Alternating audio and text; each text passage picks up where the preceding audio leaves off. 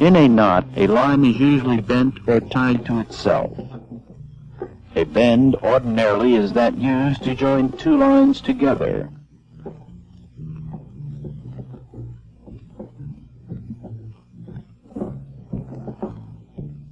A hitch is a line tied to a ring around a spar or stanchion,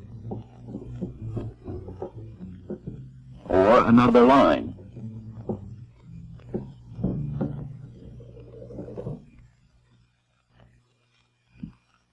The overhand knot is a basis for other knots. It is the most commonly used and is the simplest to make.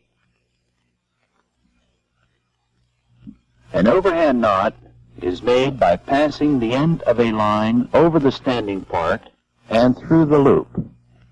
An overhand knot may be used to prevent the line from unlaying, to form a knob at the end of the line, or to serve as a basis of other knots. The overhand knot is also used to increase a person's grip on a line.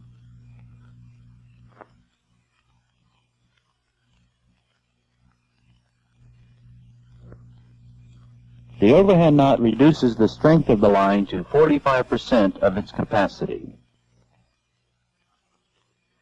The next knot will be a square knot.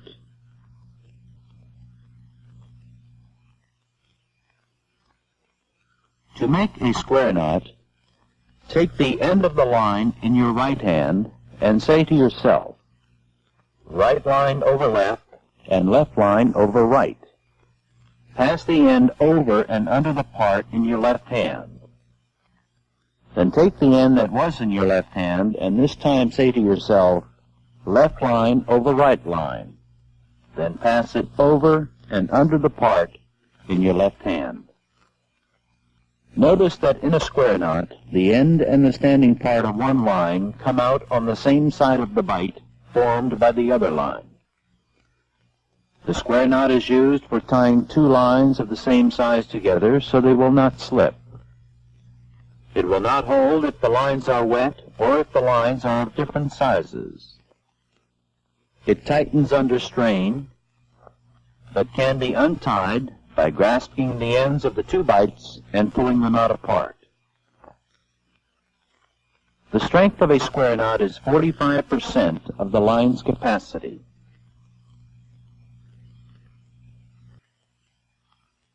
The next knot is a figure 8 knot.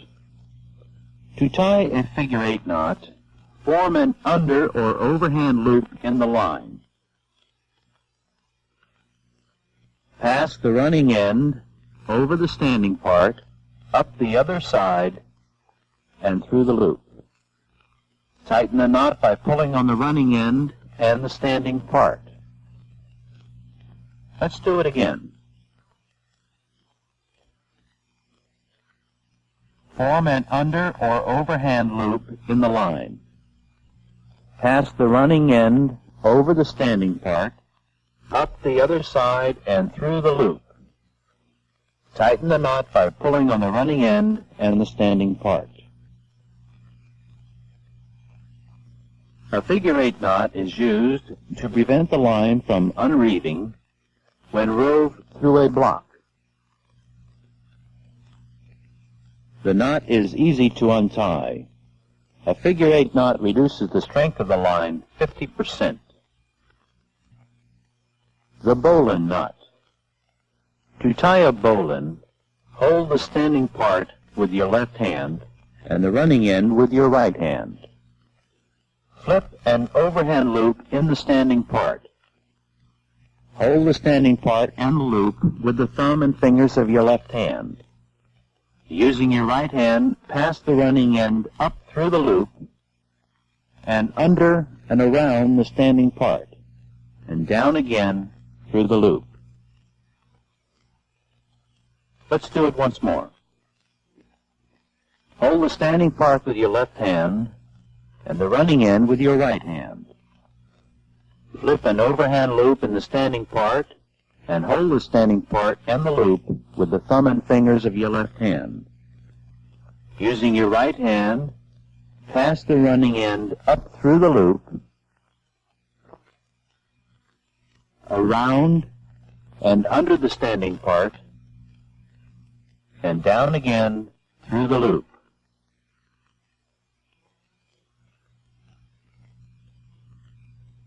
The bowline is used to tie a temporary eye in the end of a line.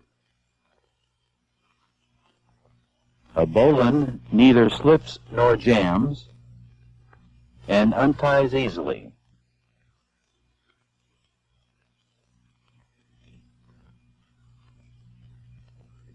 An example of a temporary use is that of tying a heaving line or messenger to a hawser and throwing it to a pier where line handlers can pull the hawser to the pier using the heaving line or messenger.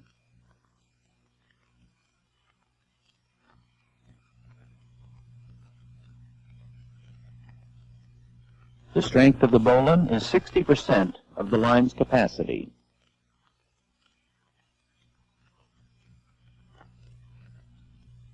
A running bowline is used when you need an extra large eye. To tie a running bowline, put the running end under the standing part. Make an overhand loop in the bight. Take the bitter end over the standing part, up through the overhand loop, around and under the standing part, and down through the loop, forming an eye around the standing part. Let's tie it once more. Put the running end under the standing part, make an overhand loop in the bight, take the bitter end over the standing part, up through the overhand loop, around and under the standing part, and down through the loop.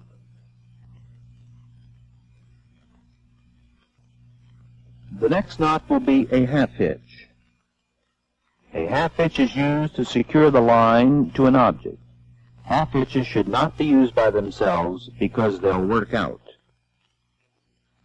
To tie a half hitch, loop the line around the object from the top, making a round turn so that the strain will be on the line and not the hitches. Take the line over and under the standing part with the working end, making 2 half hitches.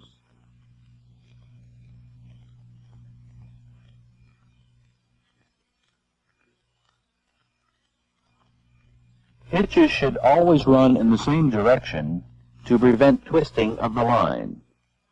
Never tie half hitches by themselves. They must be used in conjunction with another knot. Once more, loop the line around the object from the top, making a round turn so that the strain will be on the line and not the hitches. Take the line over and under the standing part with the working end, making 2 half hitches. Remember, hitches should always run in the same direction to prevent twisting of the line. And never tie half hitches by themselves.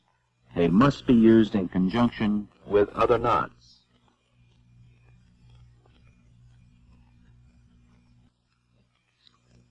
The timber hitch. A timber hitch is formed by passing the end around the spar and its own standing part, making a half hitch.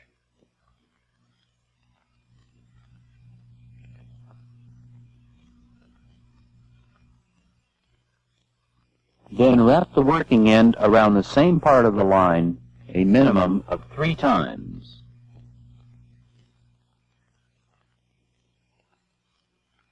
The timber hitch is used on logs, spars, planks, and other comparatively rough-surfaced material.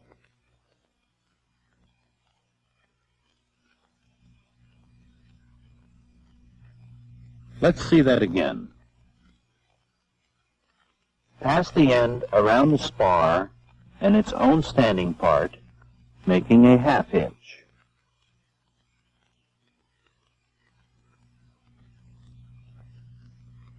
Then wrap the working end around the same part of the line a minimum of 3 times.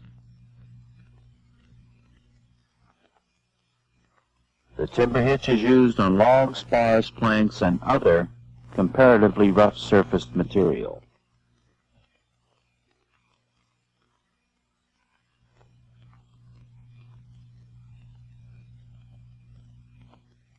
For safety reasons, the timber hitch should never be used on pipes or other metals when lifting vertically.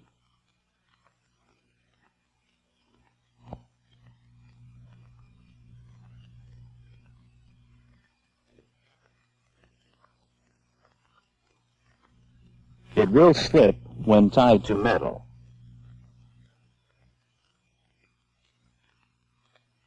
The strength of a timber hitch is 70% of the line's capacity.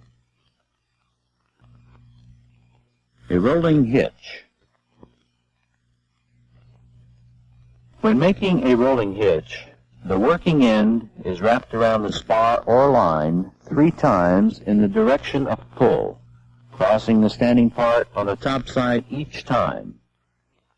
Then the end is hitched with 2 half hitches around the spar or line from the top on the opposite side of the 3 turns. Let's do it again. The working end is wrapped around the spar or line 3 times in the direction of pull, crossing the standing part on the top side each time. Then the end is hitched around the spar or line from the top with 2 half hitches on the opposite side of the 3 turns. The rolling hitch is very useful where a line is to be bent to a spar or to the standing part, not the end of another line. A clove hitch is used to fasten a line around a cylindrical object. To form a clove hitch, the end is passed around the spar, crossing the standing part, then around the spar again, bringing the end through between the end part and the standing part under its own part. It is one of the most widely used knots. Let's do it again. The end is passed around the spar, crossing the standing part, then around the spar again, bringing the end through between the end part and the standing part under its own part. A clove hitch has the strength of 55 to 60% of the line's capacity. This is a cat's paw. To tie a cat's paw in an endless sling, take a length of the sling with each hand and twist each length inward or outward a minimum of 3 times. Then put the loops on a hook.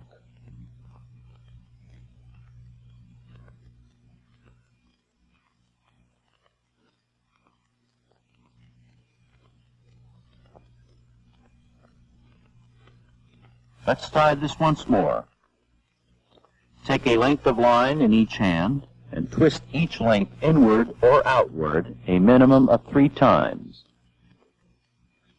Then put the loops on a hook.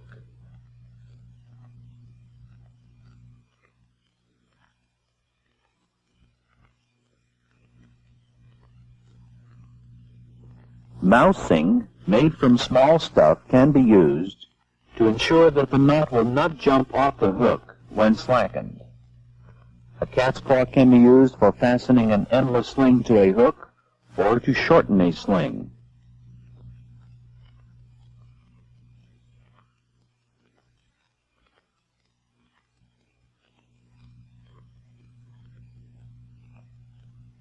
A cat's paw is easily tied and untied.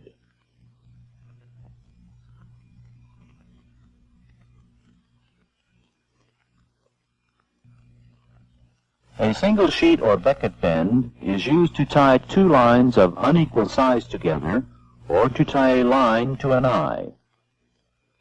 To tie a single sheet or becket bend, take the end of the larger line, lay it back parallel to the standing part, forming a loop.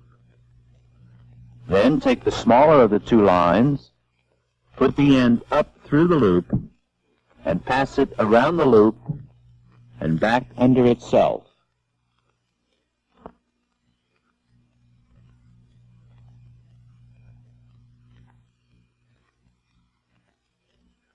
The single sheet or becket bend will draw tight, but will loosen when the line is slackened.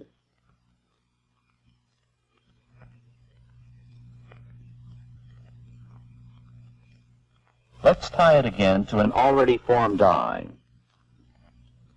Take the eye in your left hand. Take the smaller of the two lines, put the end up through the eye, pass it around the eye and back under itself.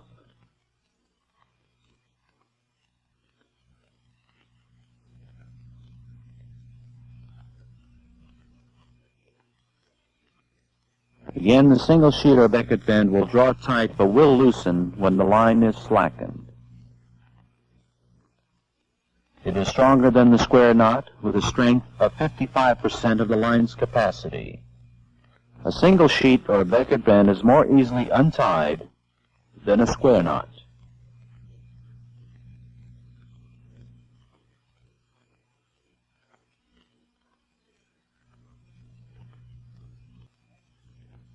A double sheet or becket bend is always used to tie the gant line to a bosun's chair.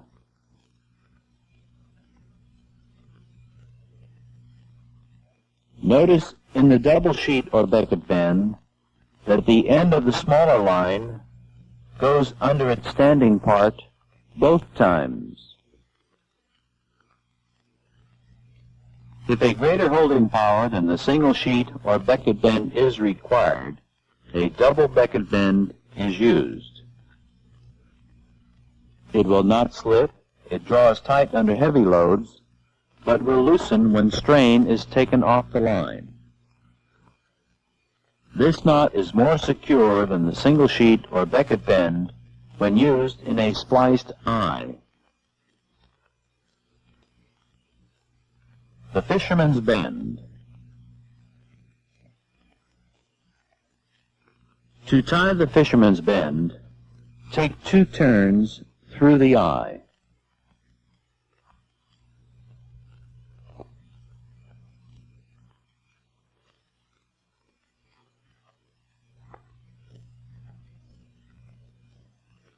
Tie a half hitch through the turns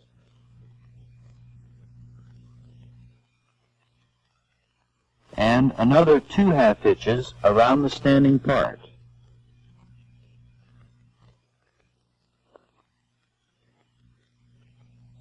Seize the running end to the standing part. Let's do that again. Take 2 turns through the eye.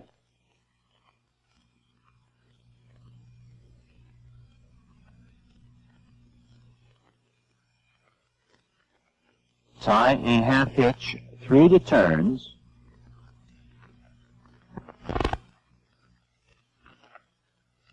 and another 2 half hitches around the standing part.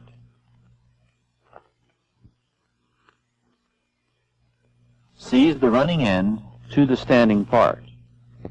The fisherman's bend is used to tie a line to a becket or to an eye, such as tying a messenger to the eye in a mooring line. It is also used for securing a line to a buoy or a hawser to the ring or a shackle of an anchor. The fisherman's bend has a strength of 76% of the line's capacity.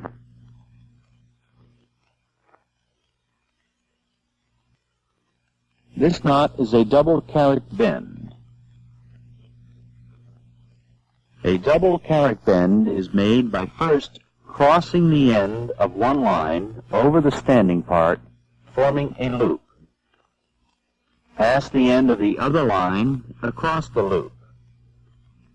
Then, working from right to left, bring the bitter end under the standing part, then over and under each part to form the knot.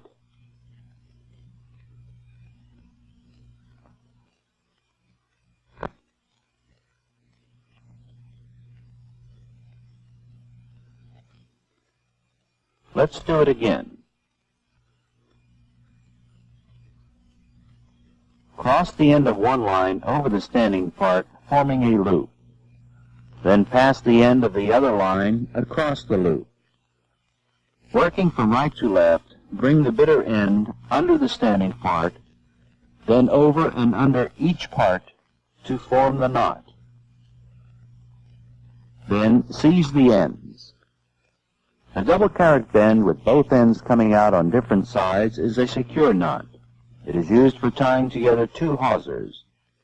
It unties readily after a heavy strain for the simple reason it never draws tight, providing the ends have been seized. However, it will draw tight if the ends are not seized.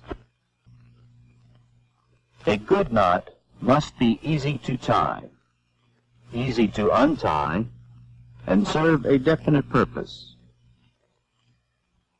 The basis for other knots is the overhand knot. It may be used to prevent the end of a line from unlaying, or to form a knot at the end of a line, or to be part of another knot. A square knot has similar uses. Two lines of equal sizes are tied with a square knot. A figure eight has similar uses. A bowline is used to tie a temporary eye in the end of a line.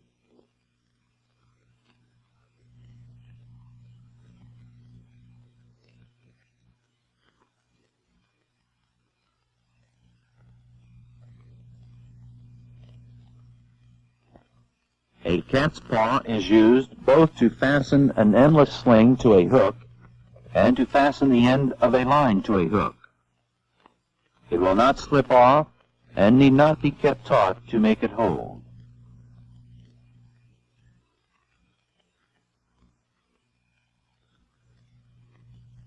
A fisherman's bend is used to tie a line to a becket or to an eye in a mooring line. After this bend is tied, the running end of the line should be seized to the standing part.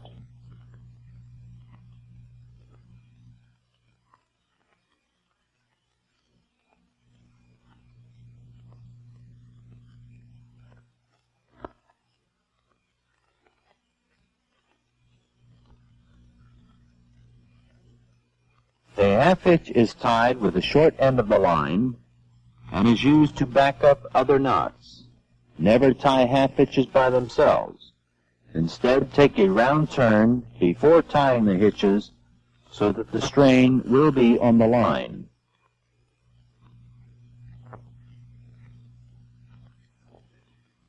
A clove hitch is the best knot for tying a line to a ring, spar, or anything cylindrical.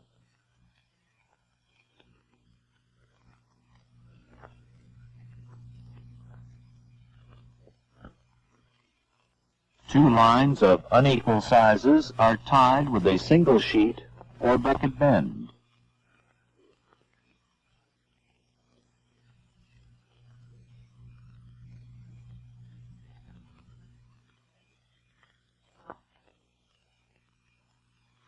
The double sheet or becket bend is always used to tie the gat line to the bosun's chair. Notice in the double sheet or becket bend that the end of the smaller line goes under the standing part twice to give greater holding power.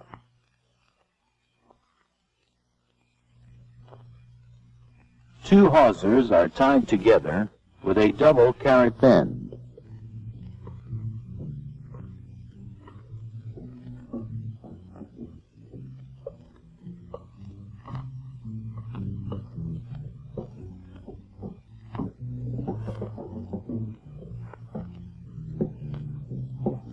In tying knots, always follow the ancient mariner's rule. Never tie a knot on which you are not willing to stake your life.